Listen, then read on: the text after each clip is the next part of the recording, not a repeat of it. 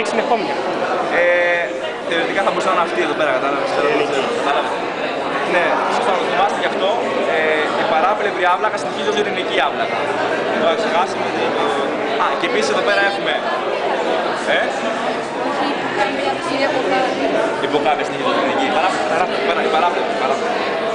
Η παράπλευρη άβλακα συνεχίζει ως ειρηνική, εντάξει. Και εδώ πέρα, στο μετωπιαίο πόλο, έχουμε κονχική άβλακα. Οσιρτική άβλακα, μέσα στην οποία πορεύεται ο οσιρτικός βολβός και η οσιρτική ταινία.